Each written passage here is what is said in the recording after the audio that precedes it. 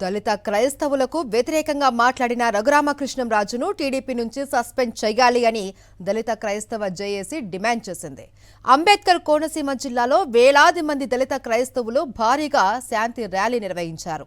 ఎన్నికలకు ముందు దళిత క్రైస్తవులను గుర్తిస్తాను అని హామీ ఇచ్చిన చంద్రబాబు ఇప్పుడు కొందరు నేతల్ని ముందుకు నెట్టి తమకు వ్యతిరేకంగా మాట్లాడిస్తూ ఉన్నారని మండిపడ్డారు. చంద్రబాబు నాయకులు కావాలో ప్రజలు కావాలో తేల్చుకోవాలి అని స్పష్టం చేశారు.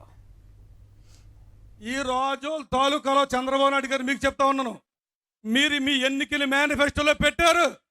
ఈ కూటమి ప్రభుత్వం ఏం పెట్టారంటే దళిత క్రైస్తవులను ఎస్సీలుగా గుర్తించడానికి మా ప్రభుత్వం ముందుంటుందని మీ ఎన్నికల మేనిఫెస్టోలు మీరు పెట్టారా లేదా? మీరు పెట్టిన తర్వాత ఒక సన్నాసికి మైక్ ఇచ్చి మా బెదిరింతే బెదిరిపోట కాదు, అందుకే ఈరోజు బల నిరూపణ పెట్టాం.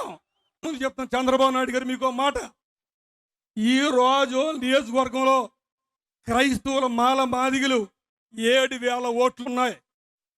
ఈ 7,000 మందికి రాజీనామా చేసేయాలా మీకు, లేకపోతే తిరుమల ఒక్కడే కావాలా?